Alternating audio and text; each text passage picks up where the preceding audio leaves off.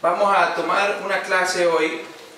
Como muchas veces la gente dice, pastor, quiero aprender más la Biblia, y por supuesto estaba en esta escuela de discipulado para aprender la palabra de Dios, y por eso quiero en estas lecciones que hemos visto sobre la fe y sobre la transformación, tomar como un paréntesis para una introducción y un breve bosquejo de la Biblia. No es una escuela teológica donde venimos a aprender aquí en griego, ni en hebreo, ni en arameo, pero sí quiero darle una introducción y un breve bosquejo de la Biblia. Esto lo preparé hace algunos años atrás y entonces estaba esperando incluirlo en esta escuela de liderazgo. La Biblia sabemos todos que es la palabra de Dios y es un solo libro, pero realmente es una composición de muchos libros. Y el propósito de este estudio es que te familiarices con la Biblia. Como dije, no es un estudio de teología ni de exégesis bíblico, pero es que te familiarices con la Biblia, la cual es la palabra de Dios. Y fue inspirada por Dios, significa que fue dada por el aliento de Dios, fue dada por el soplo de Dios, fue dada por la vida de Dios. La palabra Biblia viene de la palabra biblos, que significa libro. La Biblia no dice Biblia en la Biblia, pero fue nombrada Biblia, y la palabra Biblia o biblos significa un libro. Pero en sí la Biblia es una colección de 66 libros, escritos aproximadamente por 40 autores en un periodo de aproximadamente 1500 años. Un solo libro con un mensaje escrito en un periodo de 1500 años por 40 diferentes autores aproximadamente.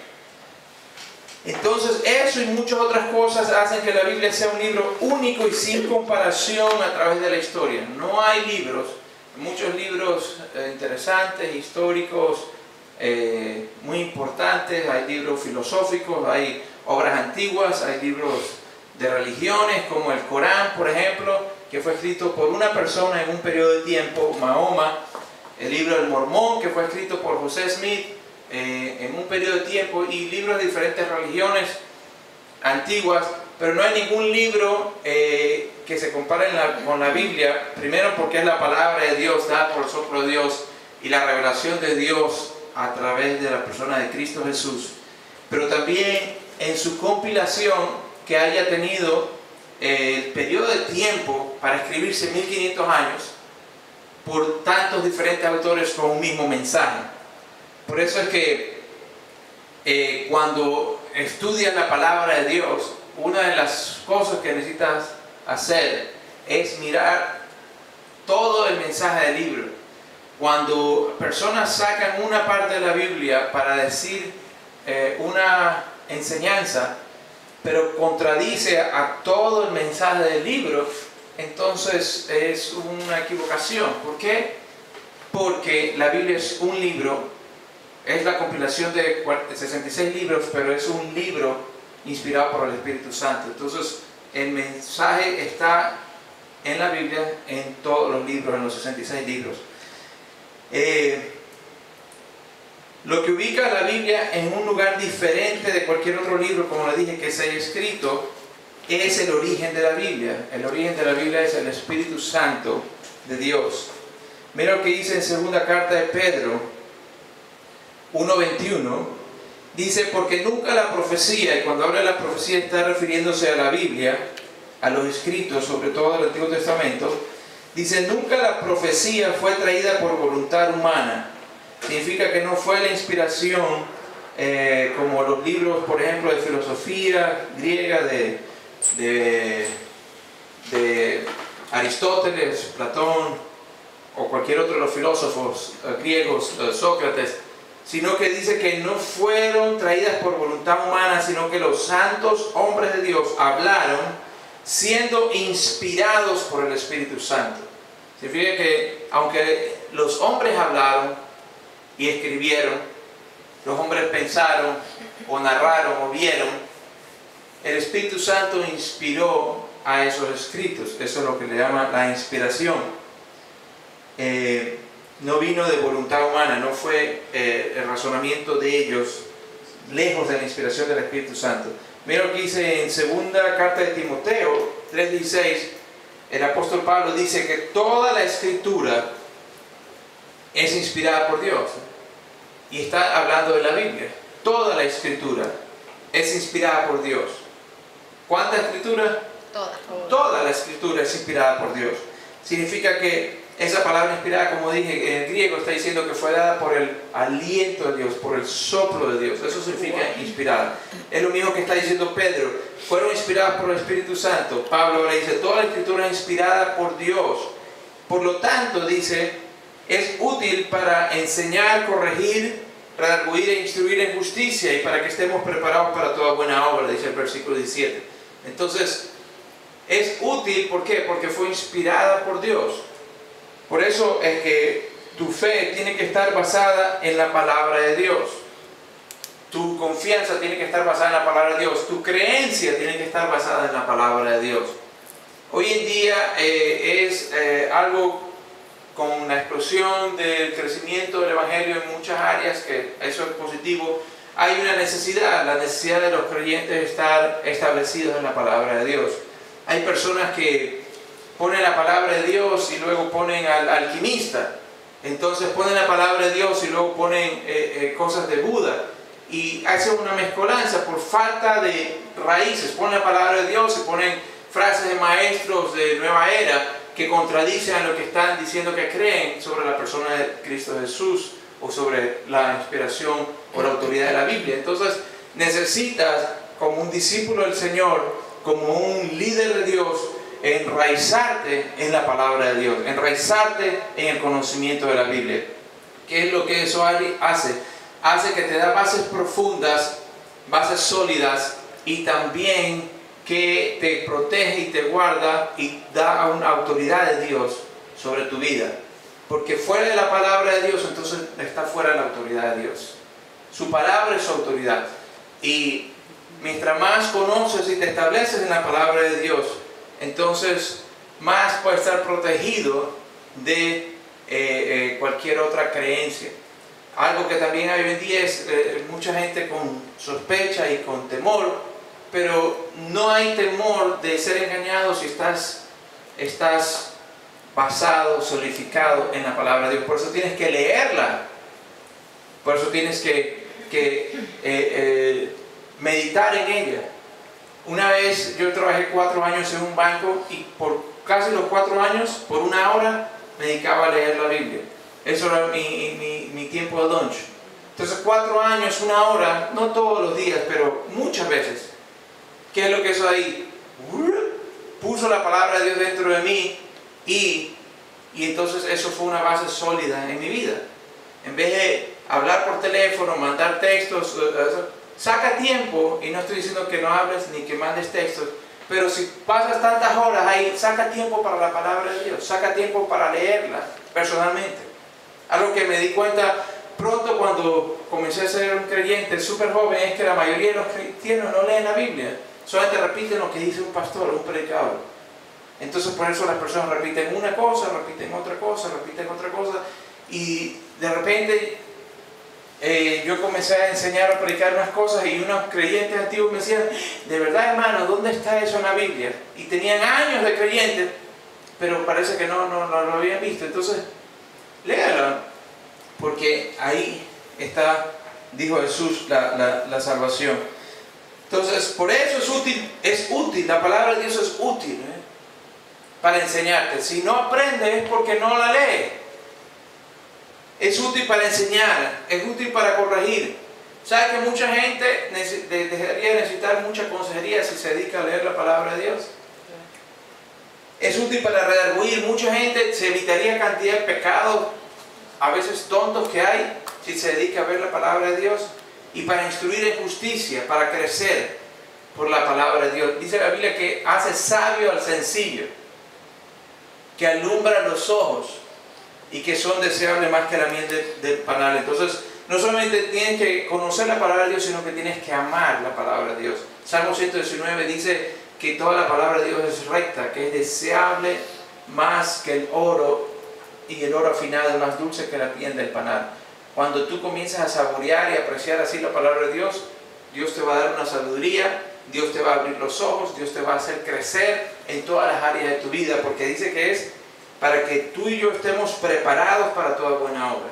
¿Qué significa eso? Para ser mejor mamá, para ser mejor esposa, para ser mejor esposo, mejor papá, mejor trabajador, mejor jefe, mejor discípulo, mejor creyente, mejor pastor. Para toda buena obra, todas las necesidades que tenemos están en la palabra de Dios. Entonces tienes que amar la palabra de Dios y comerla como dice la Biblia, como los niños recién nacidos desean la leche de su madre. Entonces la Biblia está dividida en dos partes. El Antiguo Testamento o Antiguo Pacto, que habla todo lo que Dios hizo antes de la venida de Cristo. Y el Nuevo Testamento o Nuevo Pacto, que habla todo lo que Dios hizo después de la venida de Cristo. Hace poco estuve, unos meses en Guatemala, y estuve hablando con un joven, no tenía idea, no sabía ni qué era el Nuevo Testamento, ni qué era el Antiguo Testamento. Y gracias a Dios pude llevarlo a los pies de Cristo y regalarle una Biblia y darle asignaciones para que comience a leer. Pero pareciera sorpresa que personas que no saben eso. Entonces, dos partes, Antiguo y Nuevo, antes y después de Cristo. El Antiguo Testamento está compuesto de 39 libros y el Nuevo de 27 libros. Juntos suman 66 libros.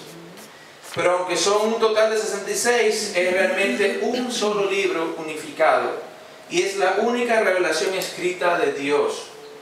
Si hay una enseñanza, si hay una doctrina, si hay una revelación, si hay un profeta que dice cosas que contradicen la palabra de Dios, la Biblia, entonces es una añadidura eso de ahí.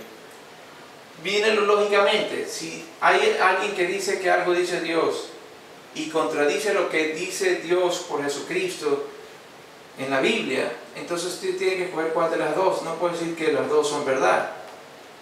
Si Dios dice aquí que esto es negro y aquí sale otro y dice Dios me habló, el mismo Dios de Jesucristo, pero esto es azul, no puede hacer sentido.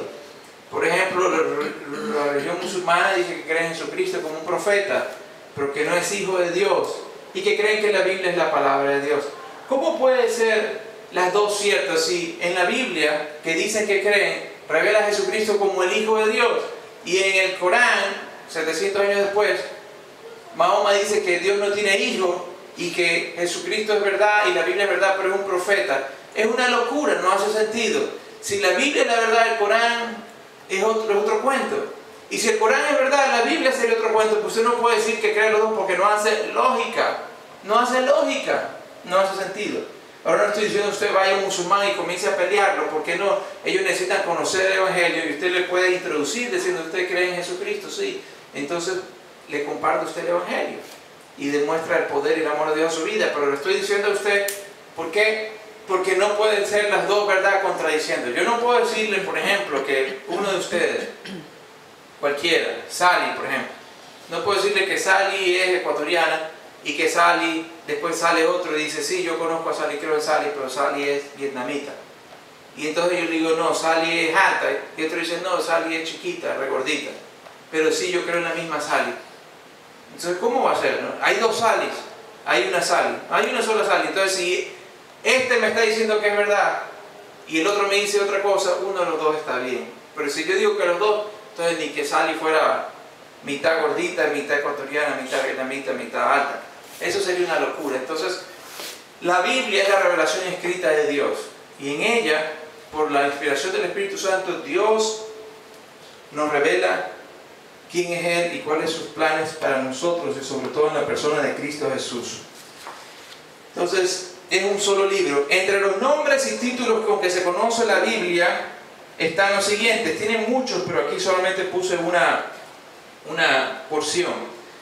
Se le dice la palabra de Dios, por ejemplo, la carta de Tesalonicenses, capítulo 2, versículo 13. El apóstol Pablo está hablando con los tesalonicenses y les dice que cuando ustedes recibieron nuestro mensaje, dice, lo recibieron como es, como la palabra de Dios.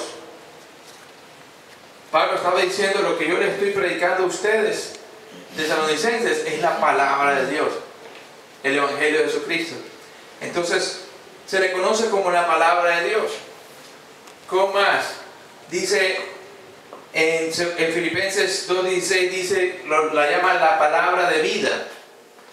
Dice que estén llenos de la palabra de vida. ¿Por qué? Porque la palabra de Dios te trae vida. La vida de Dios está en su palabra. Cuando dice que fue dada por el aliento de Dios, inspirada por Dios, significa que ahí está la vida de Dios.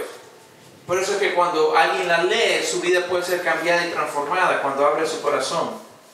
Por eso es que cuando alguien está predicando, esa palabra te trae a los sentidos, te trae al Señor. Esa palabra te alumbra los ojos. ¿Qué más? También le llaman la palabra de fe. Dice en Romanos 10:8, esta es la palabra de fe que predicamos, dice el apóstol Pablo. Es la palabra de fe que predicamos. ¿Qué es lo que significa? Que cuando tú lees, que cuando tú oyes, que cuando tú meditas, que cuando tú atiendes la palabra de Dios, tu fe va a crecer. Es como si estuvieras conectado a un suero que te está metiendo fe en tu espíritu, en tu corazón. Cuando tú comes la palabra de Dios. Por eso yo, por ejemplo, en lo personal no puedo yo leer la Biblia por leer, porque no hace sentido así. Y no puedo leerla siempre rápidamente, porque cuando comienzo a leer algo, entonces expando y comienzo a recibir lo que Dios me quiere dar. Es como si tu corazón está conectado a un suero de fe, la palabra de fe que predicamos, dice Pablo. También Santiago le llama la palabra, en Santiago 1, 21 al 23, dice que cuando uno está atento a la palabra, es como uno se pone delante de un espejo, y entonces, y luego cuando uno es solamente oidor de la palabra, pero no hacedor, es como alguien que se pone delante de un espejo, y luego se mira y se olvida de cómo es. Entonces, cuando tú no haces la palabra que oyes, te olvidaste y esa palabra no significó nada para ti. ¿Por qué? Porque no se convierte en una verdad en tu vida. Y por eso, cada palabra que recibes de Dios, solamente al ser aplicada, es que esa palabra se hace verdad en tu vida. Y ese es el mal del cristianismo, que solamente se reúne una vez a la semana y escucha un mensaje y escucha otro, o del cristiano que escucha mensajes por años y todos esos mensajes se ven entre el espejo y luego se vira y se olvidó, se olvida y se olvidó. Mejor que no tuviera espejo. En cambio hay personas que cogen esa palabra y usted ve de repente que dice, ¿por qué Dios hace todo esto en la vida de esa persona? Porque palabra que coge, palabra que aplica. Hay que perdonar, ¡pum! Perdona esto aquí. Hay que bendecir, ¡pum! Hay que bendecir. Hay que diezmar, ¡pum! Hay que diezmar. Hay que compartir el Evangelio, ¡pum! Comparto el Evangelio. Esa persona no pierde tiempo y va a comenzar a crecer y dar fruto y dar fruto y dar fruto. Y ¿sabe qué? Cuando da fruto, Dios lo limpia para que dé más fruto. No hay mantenimiento en Dios. Cuando no estás creciendo, estás menguando. ¿Y cómo, pastor? Pero yo no he menguado, yo sigo viniendo solamente al servicio. No, estás menguando no solamente yéndote para abajo, estás menguando de perderte, de crecer todo lo que Dios tiene para que tú crezcas. Estás menguando de ser útil para el reino de Dios, de todo lo que Dios tiene preparado para ti. De repente así, y tú tienes 10 y entonces tú te quedas en el 1 y medio. ¿Por qué? Por solamente oír la palabra y no hacerla. Entonces, pon esto dentro de ti, palabra que oyes, palabra que ponla a hacer. ¿Sabes qué? Mejor es decir, no oigas muchas palabras, haz la que Dios te está dando.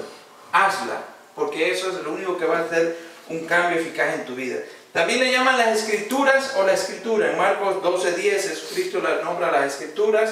En Mateo 21:42 y en 2 Timoteo 3:15, como leímos, que toda la escritura es inspirada por Dios. Y Pablo le dice a Timoteo también, desde niño has conocido la escritura. Entonces, las escrituras, ¿por qué le llaman? ¿Por qué? Porque fueron escritas. Y Y entonces la Escritura, porque los mensajes inspirados por Dios fueron escritos y así lo hemos preservado hasta el día de hoy. Usted sabe que ha habido por años regímenes que han querido desaparecer la Biblia, como el comunismo o como en muchas otras partes, pero sin embargo la palabra de Dios persevera hasta el día de hoy.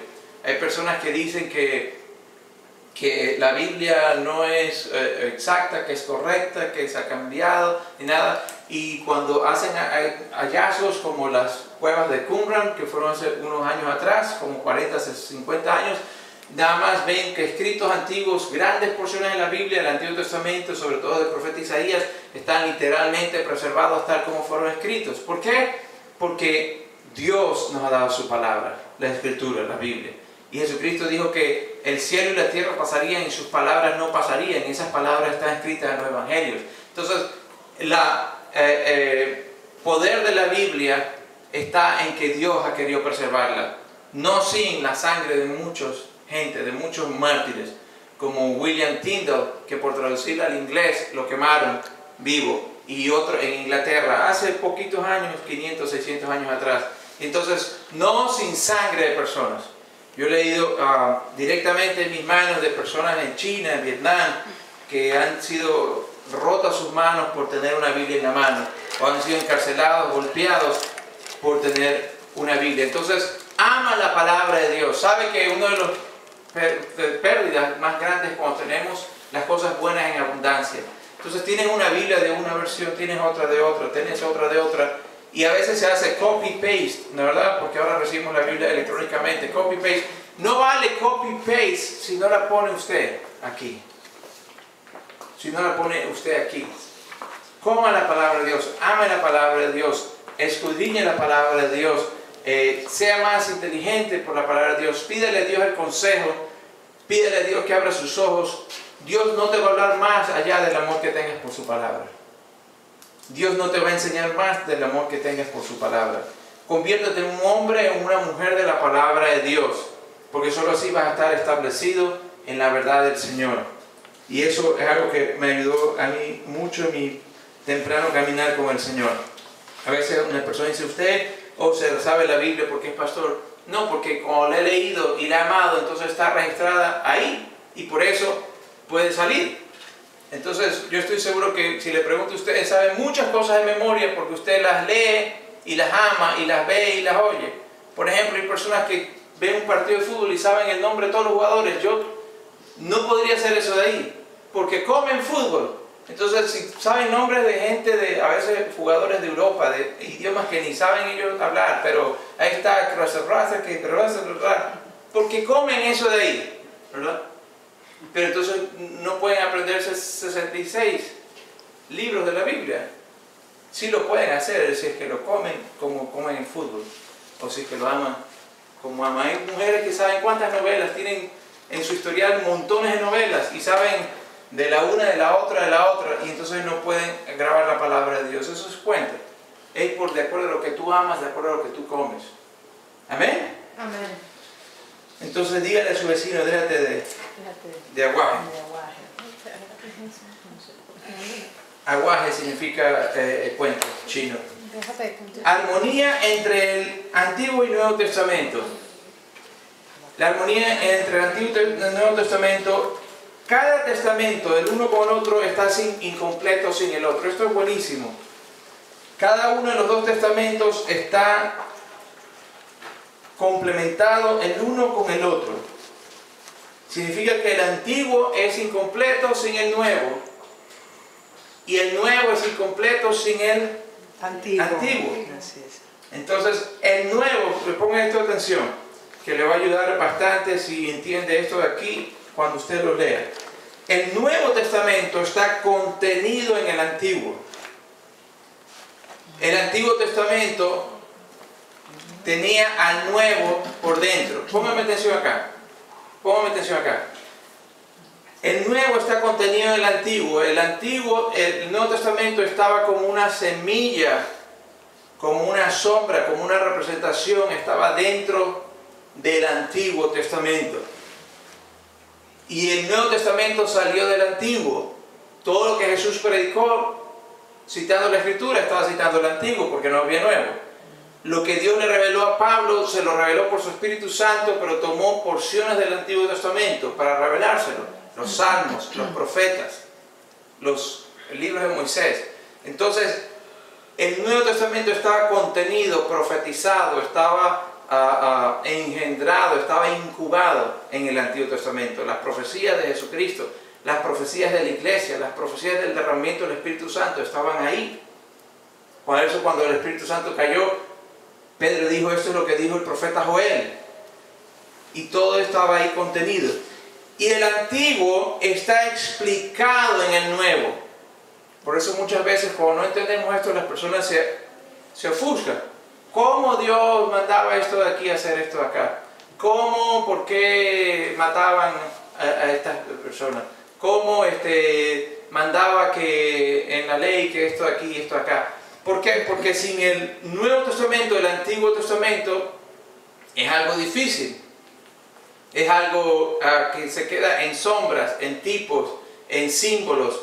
Y entonces sin el Antiguo Testamento, sin el Nuevo, perdón, la luz del Antiguo es pequeña. No significa que el Antiguo es malo, no significa que no es Dios, pero está con una luz, ¿cómo? Pequeña.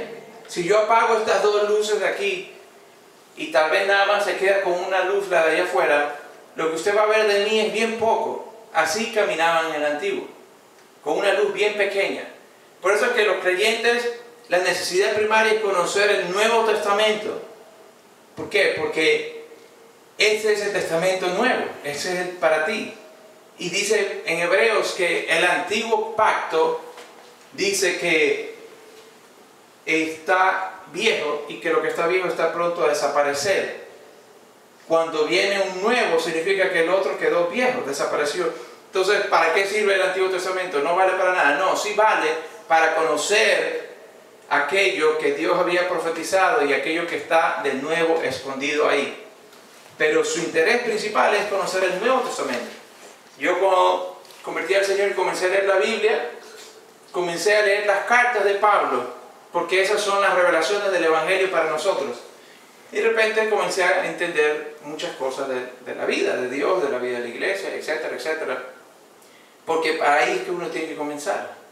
Las cartas de Pablo, incluso lo del Evangelio de Jesucristo, los 4 Evangelios, sin las cartas que Dios le reveló a Pablo, tienen también no mucha luz, porque Jesús vino en una transición entre el Antiguo y el Nuevo, pero Jesús en su transición estaba en el Antiguo Testamento, porque el Nuevo Testamento comenzó cuando Jesucristo resucitó entre los muertos. Y cuando Él resucitó entre los muertos, entonces, primero murió y derramó su sangre, comenzó el nuevo pacto. ¿Se acuerda cuando Él va a morir? Dice, esta es la sangre, esta es la copa del nuevo pacto.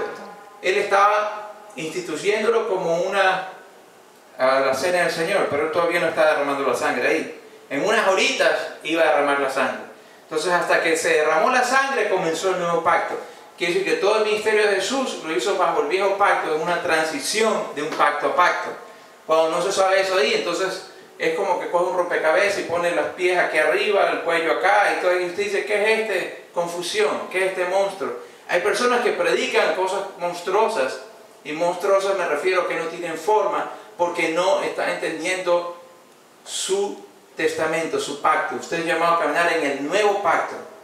Hay mucha gente ahora que se va al viejo pacto y entonces comienzan a hacer cosas ahí del viejo pacto.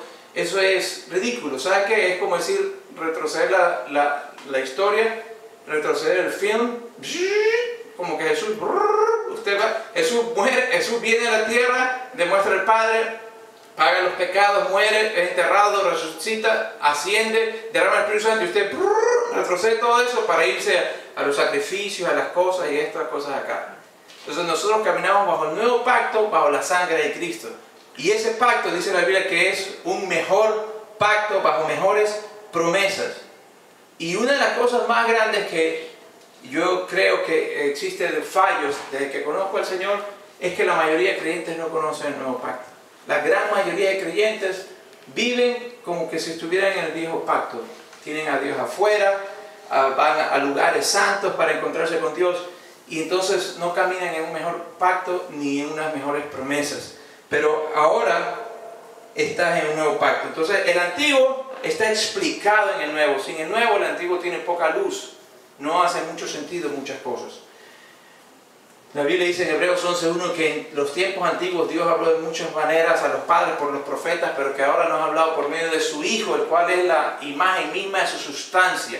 Entonces Jesucristo vino a revelar al Padre y Jesucristo vino a mostrarnos cómo se tiene una relación con Dios en el nuevo pacto.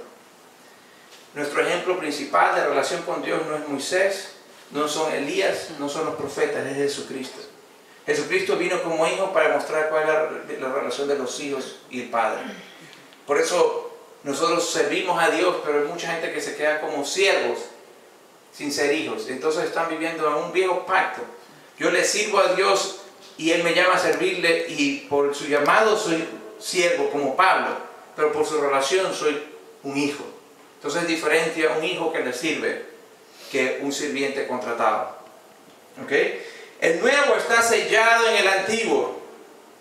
Estaba ahí puesto. Y el antiguo está revelado en el nuevo, como estaba diciéndole parecido al otro. El antiguo y el nuevo están juntos. Por eso ambos son la palabra de Dios. Ambos tienen importancia, pero cada cosa en su orden. Amén. Amén. Entonces, las divisiones de los libros del Antiguo Testamento. Los libros del Antiguo Testamento se dividen tradicionalmente, y estas cosas son para orden, no es algo que la clasificación hace algo en la vida de la persona, pero sí ayuda para cuando uno la estudia. Es como los capítulos, los versículos fueron puestos años después para uno llevar un orden, pero la Biblia originalmente no fue escrita con capítulo 1, capítulo 2, versículo tal, sino que los traductores después pusieron eso para la gente ayudar a encontrar. Muchas veces sí daña porque las personas dividen un mensaje donde el autor de la Biblia no lo dividía, y entonces la gente hace cosas y dicen tantas cosas, pero para eso hay que leerla y entender cuál es el mensaje. Entonces, en las divisiones de los libros del Antiguo Testamento, y usted se va a aprender de memoria las divisiones y los 66 libros, está lo que se llama la ley. La ley le llaman a los 5 primeros libros que escribió Moisés, por eso le llaman el Pentateuco, porque penta viene de 5 en griego, y entonces son Génesis, Éxodo, Levítico, Número, Deuteronomio. ¿Por qué no lo repite conmigo? Génesis, Éxodo, Levítico, Número, Deuteronomio. Génesis, Éxodo, Levítico, Número y Deuteronomio. Ya se aprendió los 5 primeros, le falta 61 solamente. Luego, entonces, dentro de lo que se llama la ley están los libros históricos, que es Josué, Jueces, Ruth, primer libro de Samuel, segundo libro de Samuel. No sé por qué siempre los predicadores dicen primera de Samuel, segunda de Samuel. No sé a qué se refieren, la primera esposa de Samuel, la segunda esposa de Samuel, porque son libros, no son cartas. Por eso lo hice por la costumbre de las cartas. Pero es primer libro de Samuel, segundo libro de Samuel, primer libro de Reyes, segundo libro de Reyes, primer libro de Crónicas, segundo libro de Crónicas, Esdras, Nehemías y Esther. Luego están los salmos o los libros poéticos, donde está el libro de Job, Salmos, Proverbios, Eclesiastés y Cantares. ¿Por qué no repite eso conmigo? Job, Salmos, Proverbios, Eclesiastés y Cantares. ¿Cuántos han leído el libro de Cantares? Es un libro muy interesante y bonito. ¿Cuántos han leído el libro de Job? Es uno de los libros menos entendidos. Y es el libro que se cree más antiguo de la Biblia, aún antes que Moisés, el tiempo. Luego está lo que se llaman los profetas. Miren, se divide en 3 partes: la ley, los salmos y los profetas. Jesucristo, cuando estaba en el camino de Maús, dice que le abrió la ley, los salmos y los profetas, se estaba refiriendo, y que por todos ellos le iba diciendo cómo él estaba predicando el Evangelio, que el Hijo del Hombre tenía que venir, morir y resucitar entre los muertos. Estaba predicándole lo que era él usando el Antiguo Testamento. Y entonces luego desapareció delante de ellos, y ellos dijeron: ¿no te acuerdas que cuando nos estaba abriendo las Escrituras ardía nuestro corazón? ¿Por qué? Porque el mismo Dios que la inspiró y la cumplió, se la estaba enseñando.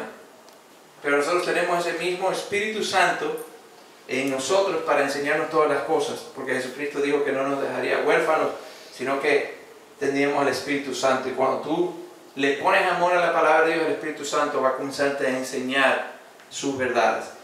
Entonces luego tenemos lo que llaman los profetas, que se dividen en los profetas mayores y en los profetas menores. Los profetas mayores está Isaías, Jeremías, Lamentaciones, o el libro de Lamentaciones, de Ezequiel y Daniel. Son 5 libros. Repítalo conmigo: Isaías, Jeremías, Lamentaciones, Ezequiel y Daniel. Lamentaciones tendrás si no lees y estudias el examen. Y luego los profetas menores, que son sí los un poquito más confusos, son Oseas, y no es que decía Osea, ¿no? Sino el nombre de él era Oseas, Joel, Amós, Abdías, Jonás, Miqueas, Nahum, Habacuc, Sofonías, Ageo, Zacarías y Malaquías. No voy a decir como una vez que tomé un examen alguien que decía Sedequías o Nicolías. Gente se comienza a inventar profetas ahí. Entonces, como una vez dijo, alguien también le puso nombre a la suegra de Pedro, una cosa chistosa que la gente hace. Entonces, Oseas, Joel, Amós, Abdías, Jonás, Miqueas, Nahum, Habacuc, Sofonías, Ageo, Zacarías y Malaquías, 12 son los profetas menores. ¿Cuántos han leído, nunca han leído Abdías? Tiene una página nomás Abdías, ¿nunca lo he leído? No. Lea Abdías, Dios te puede hablar por medio de Abdías. Cada uno de esos profetas tiene una mensaje de Dios. Y como dice Pablo, toda la escritura, ¿cómo dice? Toda la escritura es útil. Es útil. Entonces, también tenemos las divisiones del Nuevo Testamento. Vamos a ver las divisiones del Nuevo Testamento y tenemos primero historia en el Nuevo Testamento. Y ahí están los 4 evangelios, que es la vida y el ministerio del Señor Jesús, sobre todo el ministerio y su muerte y resurrección. ¿Y son cuáles? Sin ver, dígalos. ¿Cuáles son? Mateo, Marcos, Lucas y Juan. Son los 4 evangelios. Y luego el otro quinto libro histórico es los Hechos de los Apóstoles, donde se narra la historia de la iglesia primaria. Es fantástico, el libro de los Hechos es fantástico, y es un libro de acción de los hombres de Dios y el Espíritu Santo juntos, trabajando. No se hubiera escrito nunca hecho si la gente se dedicaba nada más a ir y escuchar mensajes. El cristianismo hoy día es solamente ir y escuchar mensajes. Y luego ir, y la acción máxima que se hace es ir a escuchar mensajes, o ir a un concierto, o ir a recibir, si eres un creyente que quiere el Espíritu Santo, ir a recibir del Espíritu Santo. Es ir y recibir, es un cristianismo demandante y raquítico, bastante. Los Hechos de los Apóstoles, como comienzas a hacer, entonces el Espíritu Santo comienza a hacer contigo. Pero el Espíritu Santo no va a hacerlo por ti ni por mí. Y sabes que los Hechos de los Apóstoles se siguen escribiendo. Tú sabes que en el libro de los Hechos de los Apóstoles nunca se escribió amén al final. En los Evangelios se escribió amén. Amén significa se acabó. Pero en los Hechos de los Apóstoles nunca hay amén. ¿Sabes por qué? Porque la iglesia debe seguir escribiendo los hechos. Y no estoy hablando de escribir la autoridad de la Biblia, sino de seguir escribiendo los hechos de Dios por medio tuyo y por medio mío. El Espíritu Santo está esperando personas que se atrevan, que se digan los hechos de Dios en Coral Springs, los hechos de la ciudad de Dios, los hechos de Iván, los hechos de Vanessa, los hechos de Luisa, los hechos del pueblo del creyente ahora. ¿Por qué? Porque el Espíritu Santo sigue trabajando con aquellos que trabajan. Luego están las cartas doctrinales, y están las cartas a las iglesias, que son Romanos, primera, eso sí es de Corintios porque es primera carta o epístola, segunda de Corintios, la carta de Gálatas, Efesios, Filipenses, Colosenses, primera Tesalonicenses, segunda Tesalonicenses.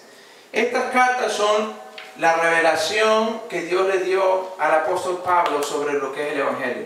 Él le dice a los Efesios: ustedes saben que por revelación recibí el mensaje de Dios, y que según ustedes lo han oído, es bueno, es grande.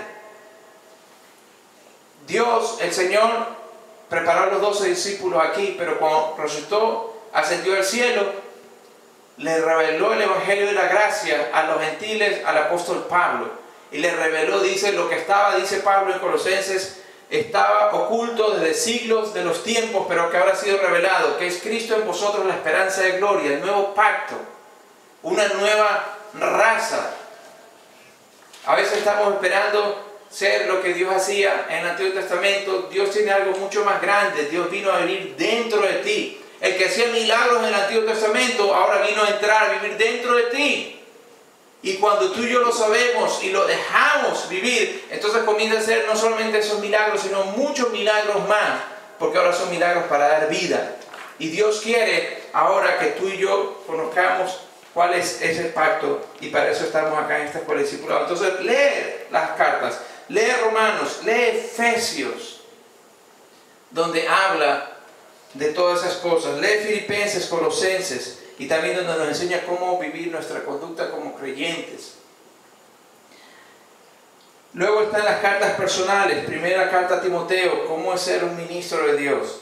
Segunda carta a Timoteo, cómo ser un ministro de Dios en la iglesia, cómo debes conducirte en la casa de Dios vivo, la iglesia del Señor, columna y baluarte de la verdad. Igual la carta a Tito, que estos eran jóvenes apóstoles bajo el apóstol Pablo, quienes estaban encargados de cómo dirigir la iglesia del Señor, cómo poner orden, cómo poner autoridad, cómo corregir. Ahí le escribe sobre el 2 Timoteo 3:16, toda la escritura es útil para que el hombre y la mujer de Dios estén preparados, maduros para hacer buenas obras. Y luego la carta a Filemón, que es una carta interesantísima. Y luego están las cartas cristianas, que son cartas para toda la iglesia, fueron escritas o a grupos específicos de la iglesia, como Hebreos, para los cristianos judíos hebreos, la carta de Santiago para toda la iglesia, la carta de primera y segunda de Pedro, primera y segunda y tercera de Juan. La primera fue escrita para toda la iglesia y la segunda y la tercera fueron escritas a personas creyentes, pero aprendemos cosas de ellas. La epístola de Judas, que no es Judas Iscariote, sino el otro, Judas Tadeo, el hermano del Señor, no era uno de los 12 discípulos, era un hijo de María y de José, y así como Santiago. Y luego Apocalipsis, que es la carta la revelación de Jesucristo que Dios le dio al apóstol Juan, con un mensaje para las 7 iglesias de Asia Menor, lo que ahora es Turquía, y también de las cosas que iban a suceder hasta el retorno del Señor Jesucristo. Entonces, esa es una divisiones de la Biblia, es un breve bosquejo de la Biblia, pero te lo doy con el interés que saques un amor por la palabra de Dios. Amén. Amén. Porque eso va a cambiar tu vida. Bendiciones. Yes.